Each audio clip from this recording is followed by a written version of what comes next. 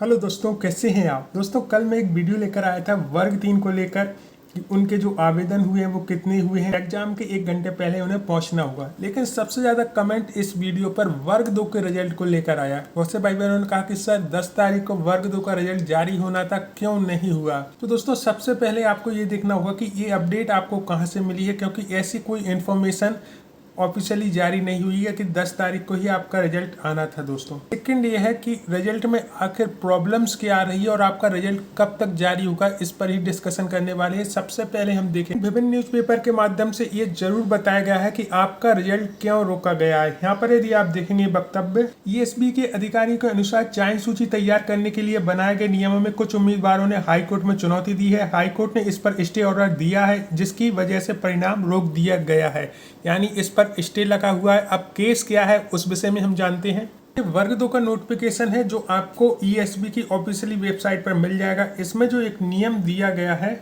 इसमें स्पष्ट कहा गया है कि जिनकी पात्रता परीक्षा में 90 से कम नंबर हैं और आरक्षित प्रवर्ग में आहत अर्जित किए हैं। आरक्षित प्रवर्ग कौन सा होता है दोस्तों? आपका ईडब्ल्यूएस हो गया, ओबीसी हो गया, एससी हो गया, एसटी हो गया। ये सब जो है 75 नंबर में क्वालिफाइड माने जाते हैं, लेकिन जो सामान्य वर्ग की सीटें हैं वहाँ पर जो क्वालिफाइड माने जाते हैं वो 90 नंबर पर माने जाते हैं। अब पात्रता परीक्षा में यदि वो 90 से कम नंबर लाए हैं तो फिर उनकी ही जो सीटें हैं उनमें ही उनकी ज्वाइनिंग होगी। सामान्य वर्ग की जो सीटें हैं उनमें उन्हें ज्वाइनिंग नहीं मिलेगी। इस नियम को चैलेंज किया गया है और माननीय हाईकोर्ट ने संज्ञान में लिया है। अब इस पर ही बहस चल रही है कि ये नियम सही है या नहीं है।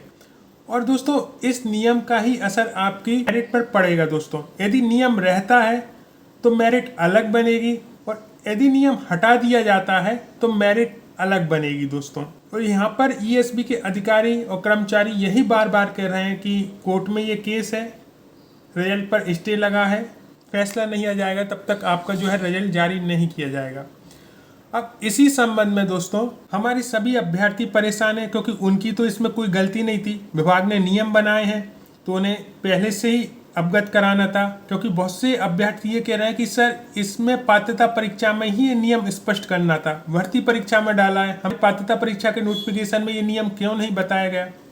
और यहाँ पर यदि आप देखेंगे तो ज्ञापन दिया गया है कि माध्यमिक शिक्षक चयन परीक्षा वर्ग 2 का रिजल्ट अब तक घोषित नहीं, अभ्यर्थी बोली धैर्य की भी सीमा होती है। और ये अपने आप में बिल्कुल सही है दोस्तों, क्योंकि अभ्यर्थी की यहाँ पर कहीं से कहीं तक कोई गलती नहीं है। उन्होंने मेहनत की है, अच्छे नंबर लेकर आए हैं, तो उन्हें समय पर ज्वाइनिंग देना विभाग का काम होना चाहिए। चाहे मैं ईएसबी की बात करूं, चाहे मैं डीपीआई की बात करूं, इसमें जितनी जल्दी हो सके उन्हें अपनी बात रखनी चाहिए माननीय न्यायालय के सामने और जल्द से जल्द जो है ज्वाइनिंग प्रक्रिया शुरू करनी चाहिए रिजल्ट जारी होने के तुरंत बाद। अब यहाँ पर आप देखेंगे तो ज्ञापन देने के बाद कोई ठोस कार्रवाई नहीं हुई या स्पष्टीकरण विभाग की तरफ से जारी नहीं होता है तो लोक शिक्षण संचालय भोपाल और कर्मचारी चयन मंडल भोपाल के सामने प्रदर्शन किया जाएगा। तो दोस्तों, यही अभ्यर्थी कर सकते हैं, अपनी मांग नियमानुसार रख सकते हैं, वही वो कर रहे हैं। अब इसका रिजल्ट कब तक आएगा ये आप सब जानना चाह रहे हैं।